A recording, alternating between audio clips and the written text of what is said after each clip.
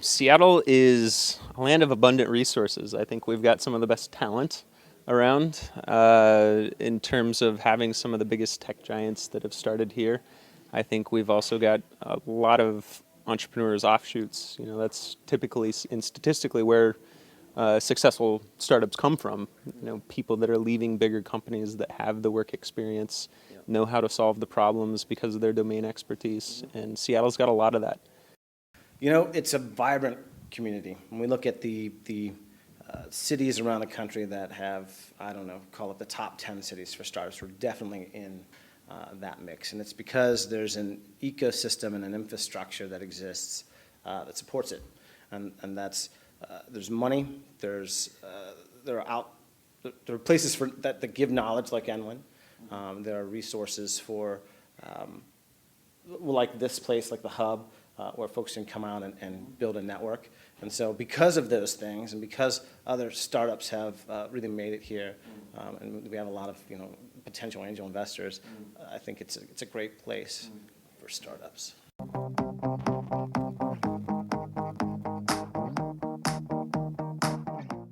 One of the interesting trends we've seen in the last just few years is, and it's really changed the dynamic of the community, is the arrival of all the big Silicon Valley tech titans that feel like they need to have a presence here. And so what we've seen are, Google has about 1,000 employees here now. It's, I believe it's the second or third largest engineering center outside of Mountain View. And a lot of people don't know that. And so Google is actually a pretty substantial technology company in the Seattle region now. Facebook has set up an engineering center here with more than 200 employees, Salesforce, Hulu, Splunk, the Climate Corp. We've done a list of all the folks that have arrived here, and it's a long list. So we're out at Microsoft HQ to speak with Rahul Sood, who is the general manager here at their new seed fund called Bing. So let's go speak to him now.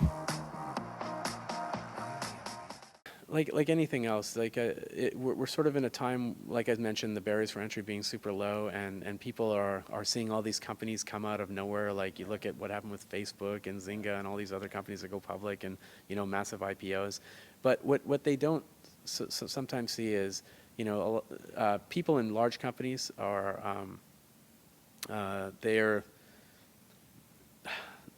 people in large companies are driven for different reasons. They're eating steak and lobster, and people who are in startups are eating mac and cheese, right? Trying to build their business, and so for people in large companies to step out and take the risk of eating steak or mac and cheese, trying to build a business, it's becoming more and more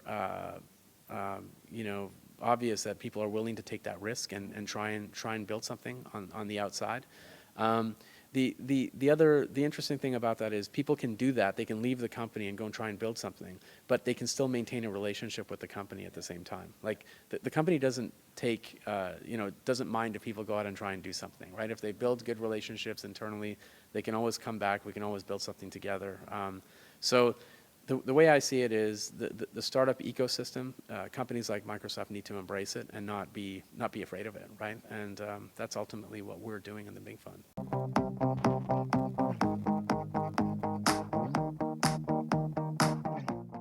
It's really interesting. We're at a very interesting time around the sort of the globalization of innovation, full stop. One of the things that and again, I'm borrowing from other people's ideas. These are not sort of all my ideas, but it feels like there is and again, I'm going to get all macroeconomic here on you for a minute, but there is a decoupling of economic vitality from national economies to sort of return to the city-state, to super-regional economies. And it feels like there's going to be pockets of geography around the world that increasingly draw talent globally. So not just from the national economy, but talented people are going to be like, I want to be in the city where I can win at whatever that happens to be.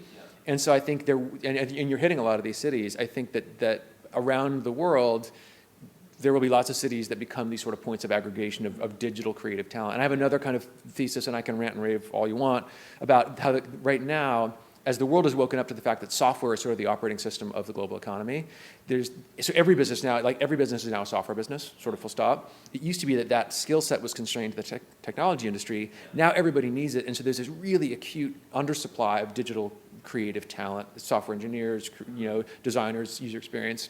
And so the world is sort of screaming for this talent. And so the talent can kind of write its own ticket. Like they can do whatever the hell they want, basically, including working for big companies to help them innovate or starting their own things. Yeah. And I think Seattle is one of those cities where, because we have a good core and because it's frankly a nice place to live, and I think another aspect is like developers are people too, and they want to live in a city where they have access to the outdoors and there's fun people and there's good restaurants. Yeah. And so any city that has a combination of a fundamentally strong innovation community and high quality of life is it's unfortunately going to be kind of a rich get richer thing. Those cities are going to be the ones that suck the talent out of the global economy, out of polluted cities in China and out of underfunded cities in India and you name it. And they're going to come to those cities and they're just going to get more and more competitive and more successful over time. And I think Seattle has a chance of being one of the top 10 or 20 cities worldwide that wins in that global war for talent. It's kind of interesting. So, at Enman, we as a function of being in Seattle, we serve a lot of tech entrepreneurs. And some people say entrepreneurship is, about high growth potential, and so it's all tech. And the money is in tech. And so what we've seen in terms of the ecosystem here in Seattle is it's grown up and developed around tech. I believe if we go statewide, we'll see some growth in high growth potential non-tech companies as well. And so, we're certainly not at saturation with the tech companies, but that'll continue to grow. I just think we'll see, in addition to those tech companies, some of the bigger sectors like maybe wine in the state. Okay. But what I would say is that we're in kind of a weird bubble when you start to see reality shows come up on the startup thing, and they sort of, I guess they kind of mischaracterize what it is to be an entrepreneur. You're in a weird kind of bubble, right? I think what you're seeing today is a little bit unsustainable in the sense that the valuations are insane. Yeah. The whole acqui-hire thing is becoming a bit of a joke. Like, people will go and they'll fail as a team, and then they'll say, we want to be acqui-hired, and all of that is just unsustainable. So there's, I guess it continues to evolve. In order for a startup to be successful, they have to, instead of trying to boil the ocean, they have to focus on something really great and try and solve a problem that needs solving. And they can probably do really well. So.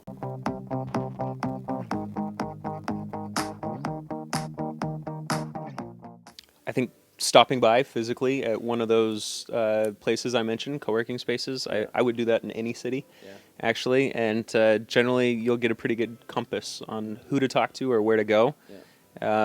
Actually, Startup Seattle, if you've not talked with Red Rossi yet, but just literally came from him. Everybody points to Red. He is the man. He knows everybody. Everybody knows him, and he can take a real quick assessment of who are you, how can we help you, and here are the people that you should talk to, here are the events you should attend.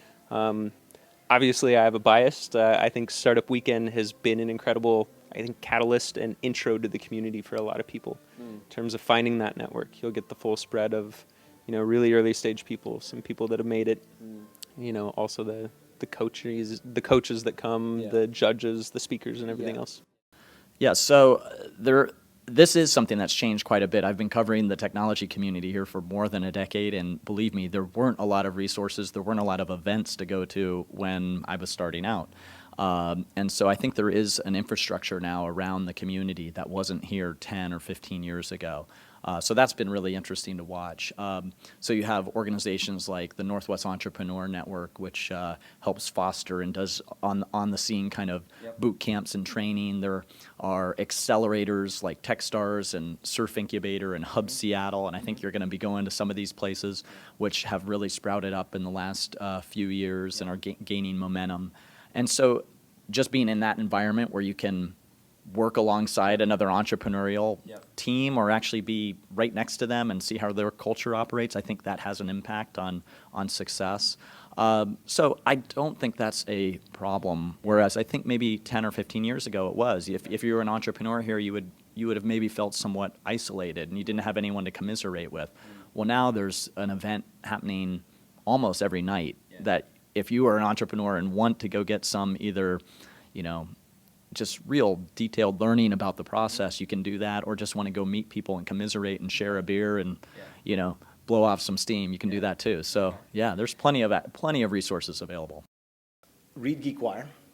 And I say that because John Cook is a local who's been around startups here in town for many, many years, different publications. Okay, great. So if you want to know what's happening with startups in Seattle, you read GeekWire. And then, if you're here and you're in town and you want to really start plugging in, you come to a place like the Northwest Entrepreneur Network. You get involved in something like Founders Institute or one of the many meetups, Seattle Lean Startup, something like that. And so depending on what it is that you do, you need to get involved. We know from the work we do at NWIN, there are three things that people need, or three main things, and that's money, co-founders, and knowledge. And so a place like NWIN, you can get access to all of those, but it's great to come to maybe a co-work space like this, just because you're sitting next to folks who are, maybe they're in something completely different, but the process of going to market can be similar. So you can share scar tissue.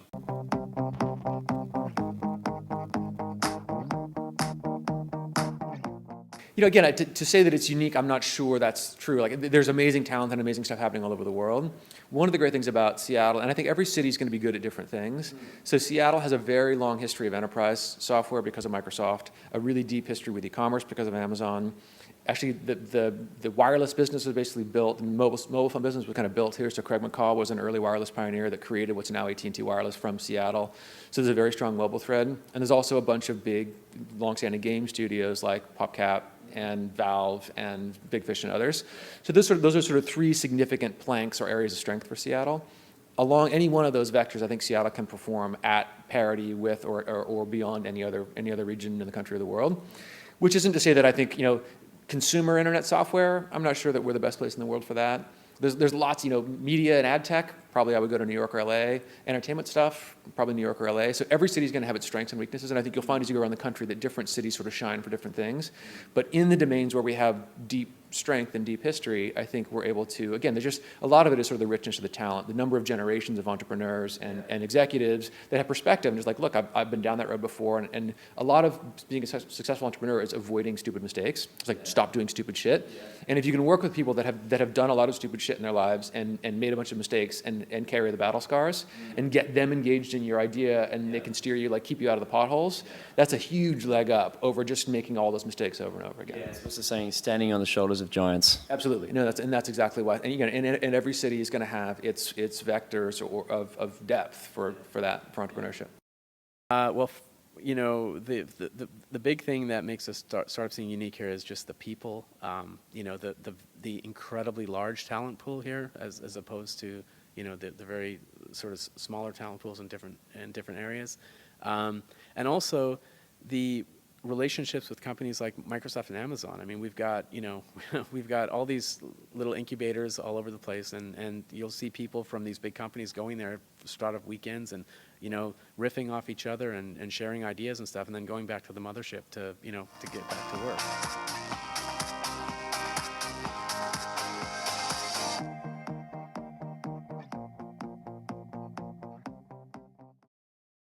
Hi everyone, thanks so much for watching the LEEAP project. I hope you enjoyed the episode.